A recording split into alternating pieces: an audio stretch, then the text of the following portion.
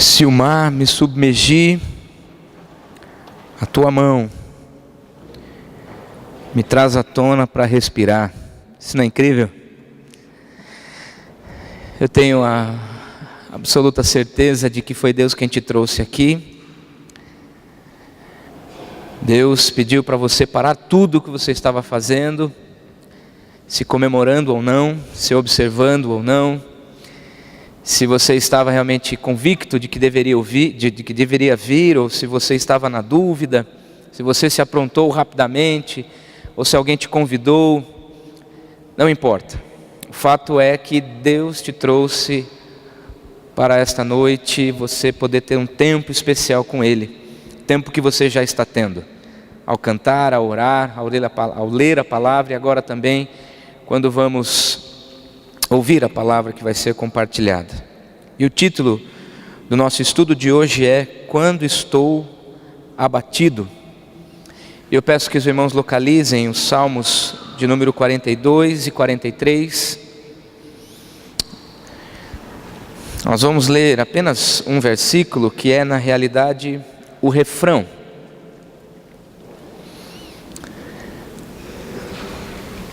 Apenas para fazer uma breve introdução, não quero ser prolixo, não quero utilizar palavras rebuscadas, pelo contrário, quero ser o mais simples possível, para que você e eu possamos estar juntos numa mesma disposição mental.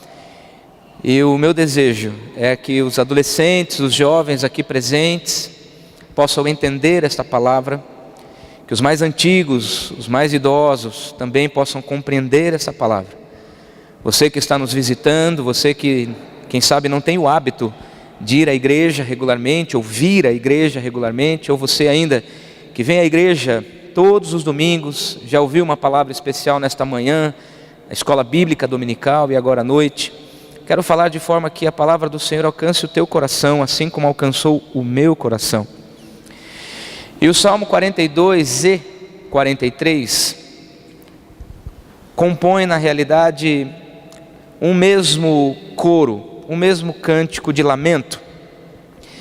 Dá-nos a impressão de que o salmista, o autor destes dois salmos, por algum motivo está impedido de ir a Jerusalém. E Jerusalém era o local onde habitava o templo do Senhor. E para os crentes daquela época, aqueles que criam em Deus, o povo hebreu, o povo de Israel, os judeus que seguiam o Deus Altíssimo, Javé, eles criam que a presença de Deus estava justamente no templo, tanto que quando eles estavam na região que ladeava Jerusalém, eles oravam em direção a Jerusalém, e quando estavam em Jerusalém, eles oravam em direção ao templo, que simbolizava a presença de Deus. Portanto, estar impedido de ir a Jerusalém significa estar impedido de estar na presença de Deus. Cremos que em Jesus o véu foi rasgado. Nós não precisamos de intermediações, não precisamos de locais. Onde estamos, o Espírito de Deus também está, e a presença de Cristo é certa. Mas o salmista está escrevendo um salmo de lamento, e a sequência dos dois salmos, por algum motivo, foram divididos em dois, mas parece-nos que está dividido em três partes. A primeira parte, dos versos 1 a 4, e o salmista escreve um refrão, no versículo 5, que diz: Por que estás abatida, ó minha alma? Por que te perturbas dentro de mim? Espera em Deus, pois ainda o louvarei, a Ele, meu auxílio e Deus meu. Depois, na sequência, temos os versos 6 a 9, 6 a 10, e novamente o versículo 11, idêntico, o mesmo refrão. E em seguida, o Salmo 43, os versos 1 a 4, e finalizam também com o mesmo refrão. Os salmos eram coros, eram canções escritas ou declamadas nos cultos públicos. De forma que, assim como nós entoamos canções e repetimos o refrão, da mesma forma este salmo foi composto. E o refrão é justamente esta pergunta, seguida já de uma resposta confiante. Por que estás abatida, ó minha alma? Por que te perturbas dentro de mim? Espera em Deus, pois ainda o louvarei. A Ele, meu auxílio e Deus meu. Nós vamos refletir um pouco sobre esta realidade de quando estamos abatidos. Como reagimos quando você está abatido? Nós vivenciamos algumas realidades nesses dias, e para nós, os brasileiros, o sonho acabou. Os 10 gols dessa semana ficarão registrados para sempre. Talvez você não goste de futebol, eu insisto nisso. Nós estamos tentando ser o mais contextualizado possível. Não podemos imaginar que o povo brasileiro está inerte a toda essa realidade de Copa do Mundo que finalizou agora. Estamos humilhados, estamos nos sentindo envergonhados. Seria muito mais fácil para nós termos perdido lá naquela disputa de pênalti contra o Chile, ou quem sabe contra a revelação, a Colômbia. Mas perder da Alemanha nas condições em que perdemos, em seguida para a Holanda, realmente foi uma grande vergonha. E muitos brasileiros estão com a alma abatida. Eu confesso que fiquei extremamente triste. Gosto do futebol. Convicções à parte, políticas à parte, realidades à parte. Muitos de nós acreditávamos até que a Copa já estava vendida, que o Brasil seria campeão de qualquer jeito. Jamais imaginávamos que a vergonha daria lugar ao sonho. Decepção para alguns, alegria para outros. Se para alguns o sonho acabou, para outros o sonho chegou. O tetracampeonato da Alemanha. E essa foto eu acabei de retirar do site, da internet, da Alemanha, comemorando a conquista. Havia uma outra foto, inclusive com eles levantando a taça. Mas o fato é que para um comemorar, todos os outros têm que estar decepcionados, não é verdade? A vida não é feita de vitórias apenas. A vida é feita também de abatimentos. Confesso que fiquei extremamente entristecido. Meu filho, como os irmãos sabem, o Daniel e a Beatriz, eles estão em Londrina. Eu e a Camila estamos curtindo um pouco o namoro. Nesses dias eles estão em Londrina. E nós, nesses dias de Copa, nós cantamos o hino nacional, com a mão no peito. Estou fazendo questão de mostrar para o meu filho que existe possibilidade de torcermos, de sermos felizes e termos uma cabeça crítica para avaliarmos as coisas. Cantamos o hino nacional. E o Danielzinho do jeitinho dele, né? O hino nacional tem uma letra complexa, mas ele do jeitinho dele, e a Beatriz também, cantando o hino. E à medida em que a câmera ia passando na frente dos jogadores, o Danielzinho ia mencionando o nome dos jogadores. E quando já estava 4-0, e 4-0 seria o melhor dos resultados, perto do 7, mas o meu sogro mandou uma foto do Danielzinho extremamente triste, chorando, inconsolável, né? E eu aqui em Sorocaba, ele lá em Londrina. Confesso que o meu coração ficou ainda mais partido, muito mais do que 7 partes. Eu queria estar perto do meu filho para poder abraçá-lo, para poder consolá-lo, para dizer assim: meu filho, a vida não é feita de vitórias apenas. Mas a minha sogra é muito sensível, e ela teve essa sensibilidade de orientar o meu filho e dizer: para um ganhar, o outro tem que perder. Aí quando eu liguei para ele no final do jogo, ele dizia assim: não é verdade, pai, se o Neymar tivesse, nós não teríamos perdido. Ele ainda disse assim: se o Tafarel tivesse no gol, ele teria defendido. São as lendas que já vão surgindo. A verdade é que nós precisamos nos curvar para a organização da Alemanha, um país que é menor do que o estado do Paraná. Planejou-se e conquistou. Não sei se os irmãos se lembram, mas a Copa começou no dia 7, no dia 8, nós demos início à série de mensagens, tentando contextualizar com a Copa.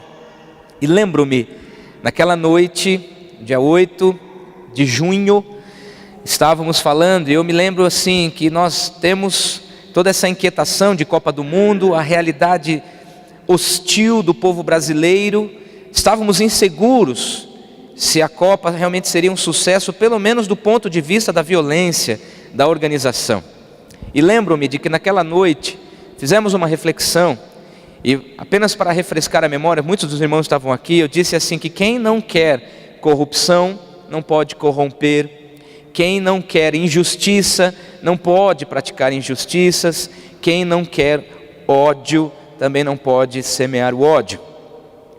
E esta reflexão eu continuo de uma forma muito tranquila, perdendo ou ganhando, eu continuo crendo desta mesma forma. Mais uma vez a nossa presidente foi vaiada hoje, e eu tenho convicção, naquela noite do dia 8 de junho, eu disse aqui que o tiro da copa já tinha saído pela culatra, e na verdade nós realmente percebemos que o improviso, a má organização, o jeitinho brasileiro, de fato foi descoberto pelo mundo.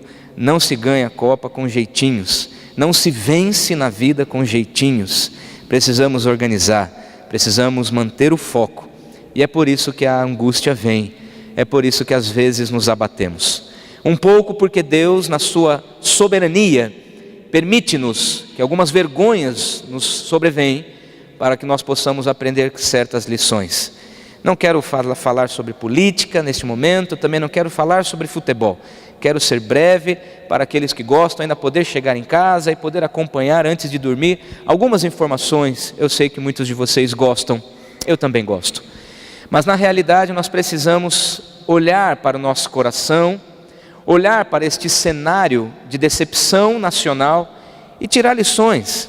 Há uma angústia no coração do brasileiro de modo geral, uma vergonha. Para muitos, nesse momento é até fácil dizer, eu já sabia, né? Eu falei, eu avisei, tudo isso nós realmente entendemos e temos ouvido muitas coisas, lendo muita coisa, mas é hora de filtrar o que é bom, aprender as lições, colocar a viola no saco e tocar o barco, não é verdade? Uma primeira lição que aprendo neste salmo, considerando todo este cenário nacional, é que quando estamos abatidos, a nossa alma tem sede de Deus.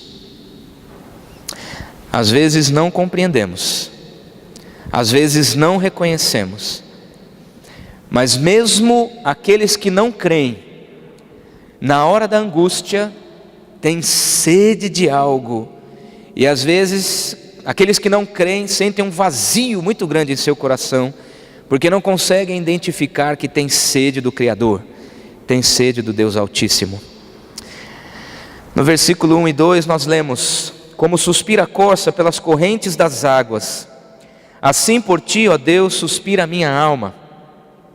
A minha alma tem sede de Deus, do Deus vivo. Quando irei e me verei perante a face de Deus? A corça é um animal singelo.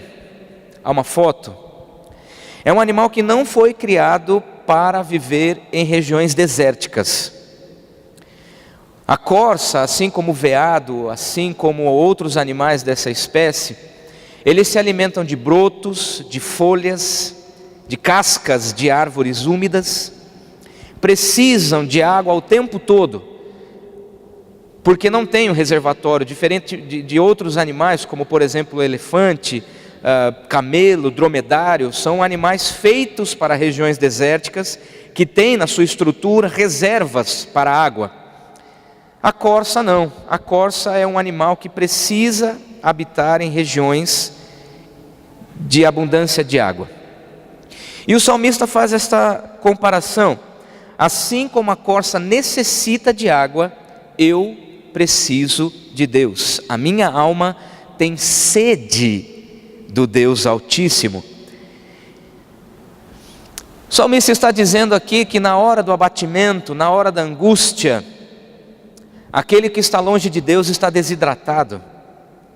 E quando estamos desidratados, a nossa visão fica turva, o corpo fica fraco, temos fraqueza. O salmista está dizendo que aquele que está distante de Deus tem em seu íntimo sede de algo que realmente possa preencher este vazio.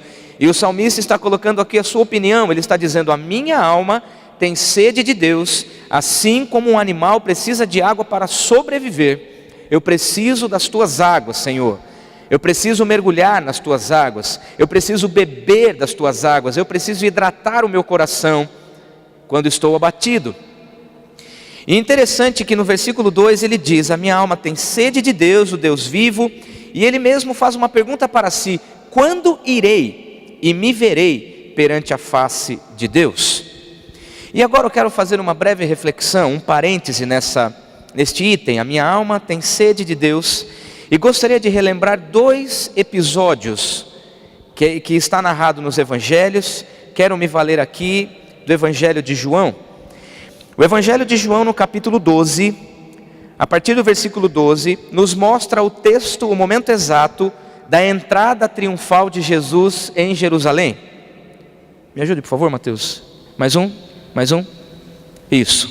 A numerosa multidão saiu ao seu encontro clamando: Hosana, bendito o que vem em nome do Senhor e que é rei de Israel. Havia uma multidão depositando toda a esperança em Jesus. Os que criam estavam realmente louvando aquele que estava vindo para ser o príncipe, o Messias, o Salvador. Muitos até questionavam o fato do Salvador, o Messias, ao invés de estar morando num palácio, ao invés de vir numa carruagem, o Messias estava vindo montado num jumento, um animal de carga. Esta multidão ovacionou dizendo: Hosana.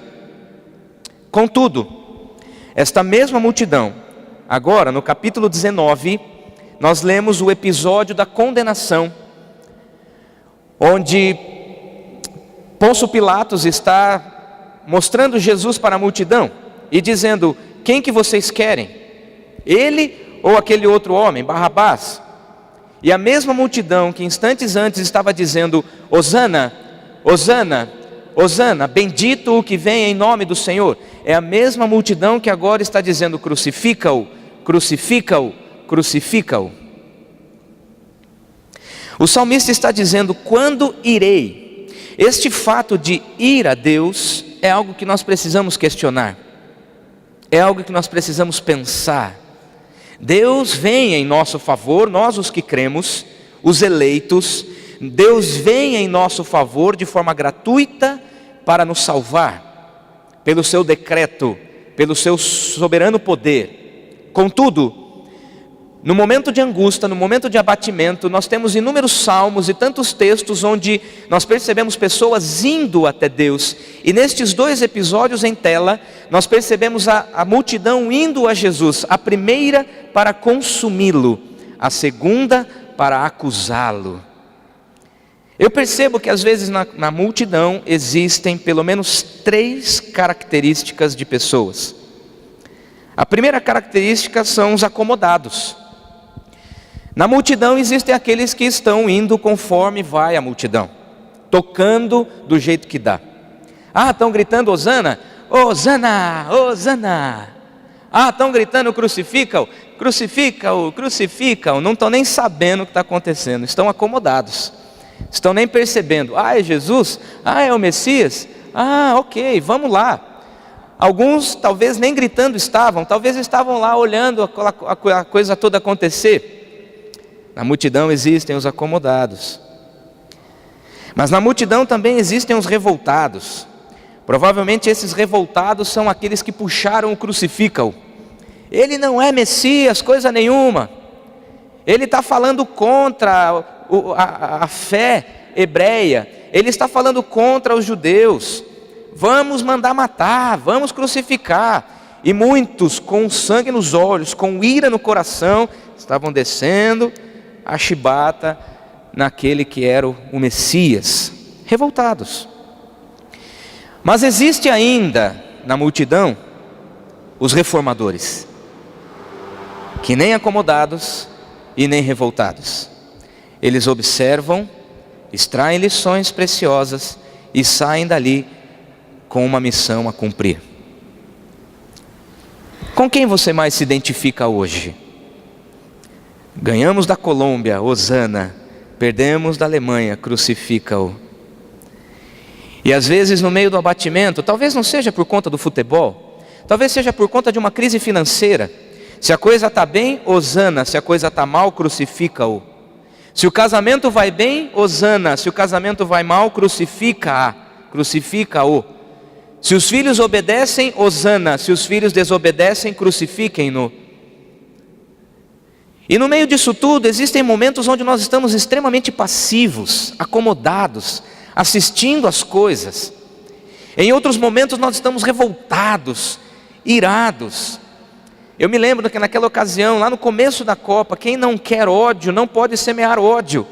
Queridos, insisto, muitos ao falar do Felipão e falar da seleção, usaram-se de palavras extremamente agressivas, desrespeitosas.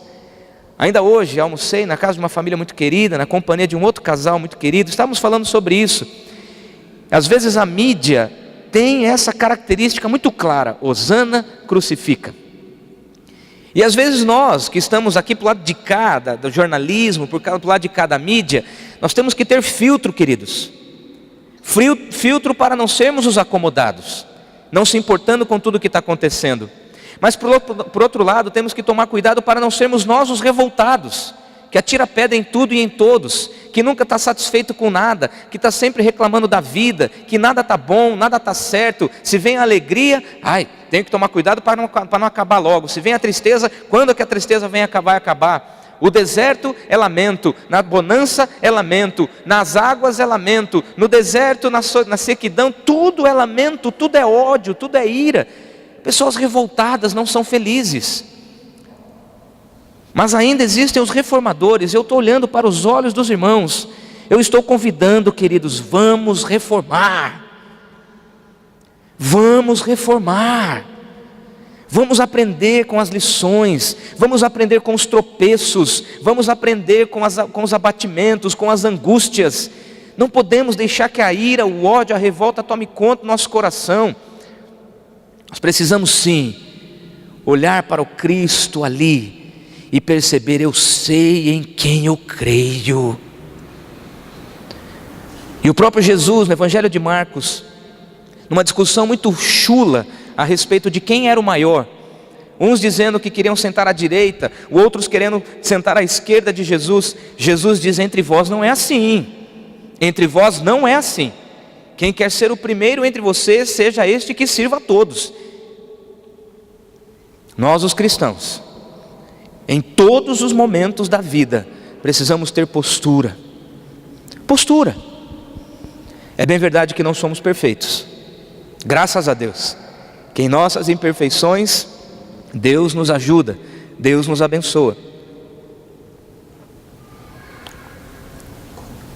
Mas na multidão, você está gritando o quê? Em que condição? Ir até Deus na hora do abatimento é dizer: como suspira a corça por águas, eu preciso ser hidratado, Senhor. E o meu desejo nesta noite, quem sabe você não está tão abatido assim, mas as lutas vêm. Ou quem sabe você neste momento está passando por um momento de angústia, de tristeza, de abatimento. Recentemente tivemos o caso de um irmão que teve seu carro roubado, sem seguro. Comprou um novo carro, bateu o carro essa semana. Angústias, abatimentos, frustrações, tristezas, amarguras. Mas em todo o tempo, quando você estiver abatido, sinta a sede de Deus e corra para Ele para dizer: eu sei em quem tenho crido. Em segundo lugar, após entoar o primeiro refrão: porque estás abatido, a minha alma, tenho sede de Deus, porque te perturbas dentro de mim? Eu vou até Deus, minha alma espera em Deus, eu ainda o louvarei, a Ele meu auxílio e Deus meu. Mas em seguida ele continua lamentando, e no versículo 7 a Bíblia diz: um abismo chama outro abismo, ao fragor das tuas catadupas, todas as tuas ondas e vagas passaram sobre mim. Quero falar de uma linguagem muito tranquila. Se pudéssemos substituir por palavras mais contextualizadas, quem sabe ficaria assim: o caos atrai o caos no ritmo das corredeiras. Fui esmagado pelas ondas e pela arrebentação das águas. Vocês se lembram daquele hino? Nós entoamos até hoje: Hoje a letra diz: se da vida as ondas agitadas são. Mas no passado, vocês lembram? Se na vida as vagas procelosas são. Vocês lembram disso, não? Eu era criança, não sabia bem o que cantava, e nessa hora eu só enrolava. Se as vidas vagas procelosas são. As vagas são ondas. As vagas são ondas agitadas. E procelosas é uma tempestade marítima. Procela é uma tempestade marítima. Portanto, quando esse texto diz: ao fragor das tuas catadupas, quem já esteve nas cataratas do Iguaçu sabe do que se trata uma queda d'água.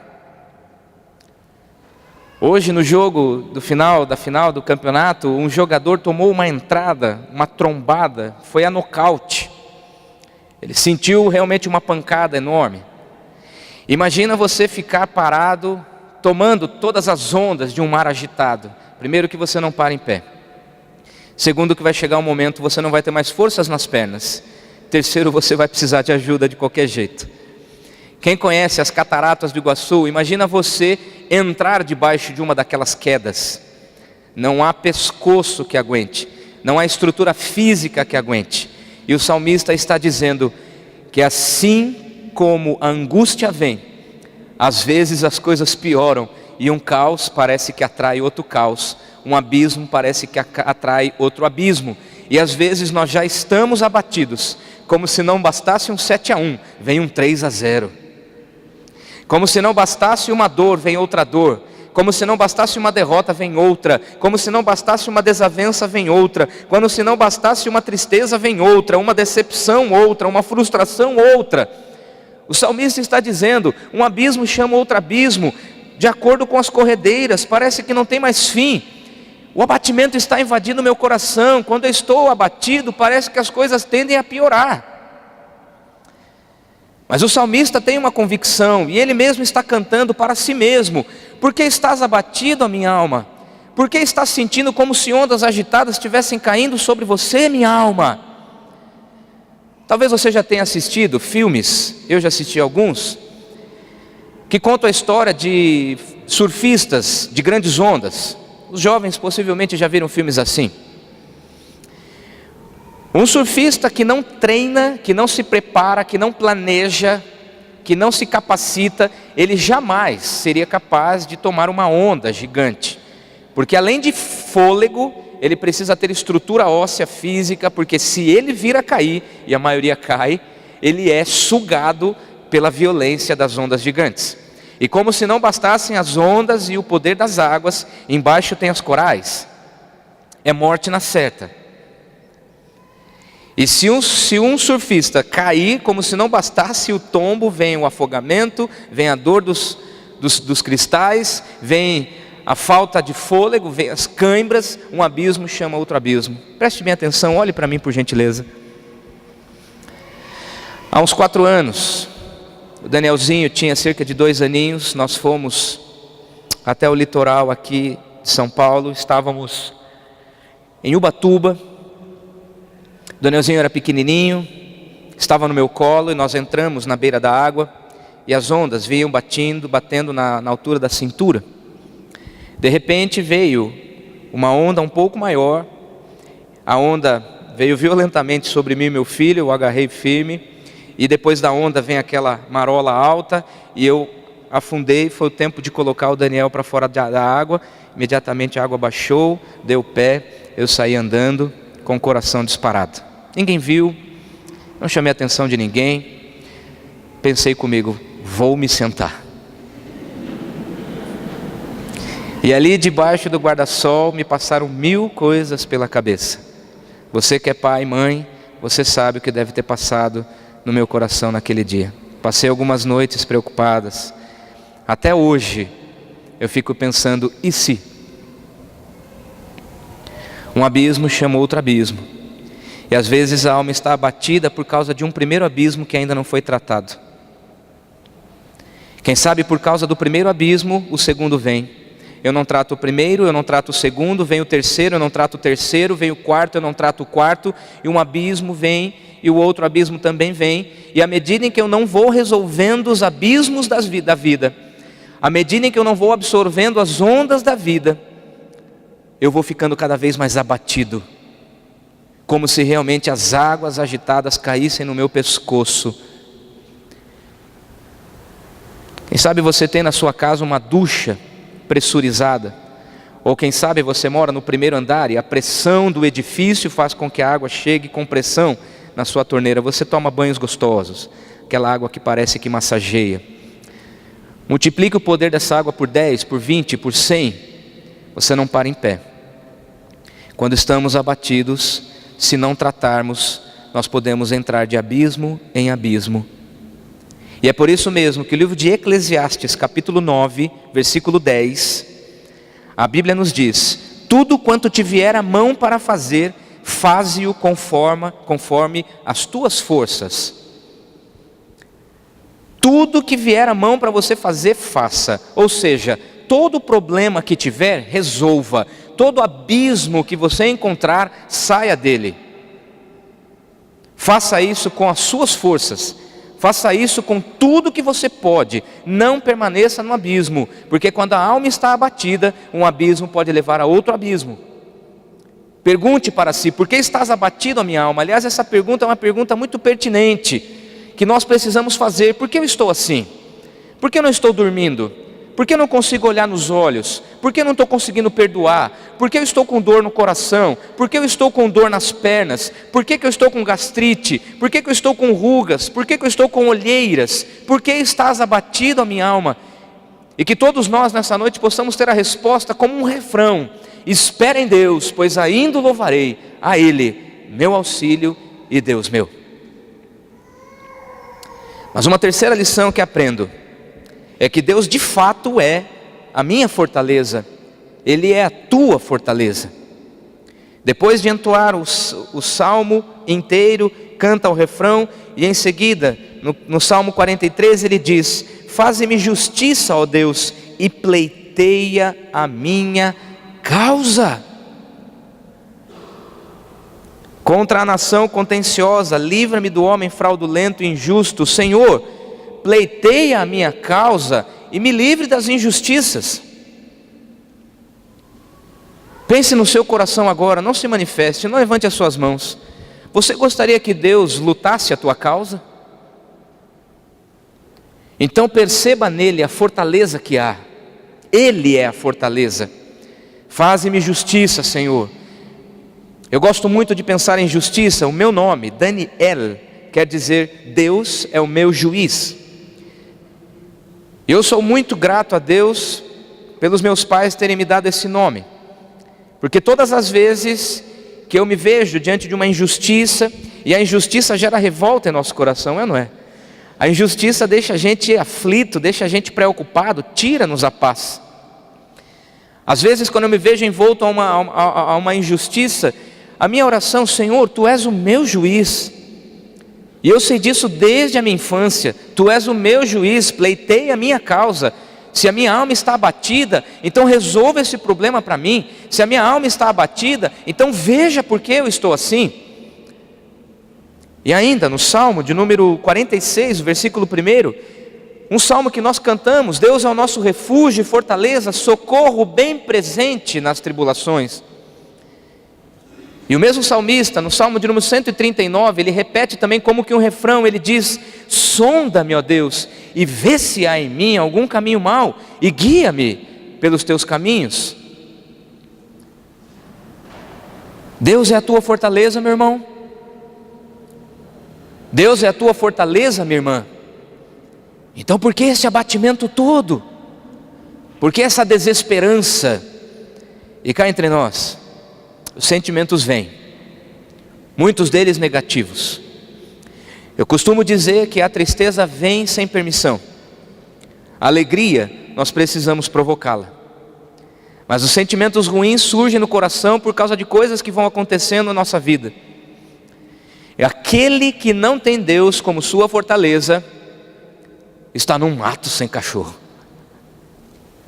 Está sem nada. Porque os deuses que são cultuados por aí, Tem ouvidos, mas não ouvem. Tem olhos, mas não veem. Tem boca, mas não falam. Mas o nosso Deus está vivo. Nosso Deus vive para sempre. E a visão que tenho do meu Deus é um Deus forte, soberano, justo, amoroso, compassivo, onipotente, onipresente, onisciente. E quando a minha alma está abatida, eu quero aprender mais uma vez nesta noite, comunicar para você, meu irmão, para você, minha irmã. Se você nesse instante está perguntando: minha alma, por que estás abatida? Deus é a tua fortaleza, minha alma. Cante isso para você mesmo hoje. Permita que Deus possa realmente colocar esta convicção: o nosso Deus é a nossa fortaleza, é o socorro bem presente. Eleva os meus olhos para os montes, de onde me virá o socorro? O meu socorro vem da minha fortaleza. O meu socorro vem de onde tem que vir, do Deus que me criou, do Deus que está assentado num alto e sublime trono, do Deus que não perde o controle, mesmo que nós percamos. E aí toda essa realidade nos aponta apenas para Jesus. Esta realidade nos aponta para Jesus, porque Jesus deixou os céus, veio à terra, sofreu o teu sofrimento, pagou o preço que era para ser meu, teu. E no Evangelho de João, capítulo 15, versículo 5, ele diz: eu sou a videira verdadeira, vós os ramos. Quem permanece em mim e eu nele, este dá muito fruto, porque sem mim nada podeis fazer. Sem Cristo, a tua alma vai continuar abatida. Sem Cristo, os teus problemas são insolúveis. Sem Cristo, não há paz no coração. Sem Cristo, não há amor, não há gozo, não há regozijo, não há júbilo. Se chorei ou se sorri, só sei que nessa Copa eu torci. E vou continuar torcendo. Porque eu luto não pela Dilma, não luto pelo Felipão. Eu tenho uma causa muito maior com o meu Jesus. Eu tenho uma causa muito maior, porque Ele me tirou das trevas e me pôs na luz de forma gratuita e generosa. Não me prometeu taça, não me prometeu milhões em dinheiro, mas me prometeu uma vida plena. Te prometeu e te dá uma vida abundante.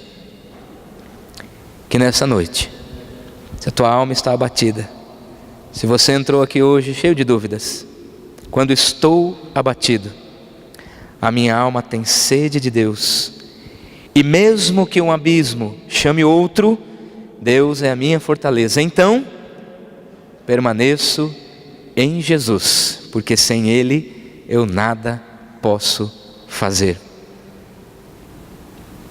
Acabou. Vamos nos colocar em pé e exaltar com todo o coração este Jesus cuja verdade vai sempre reinar.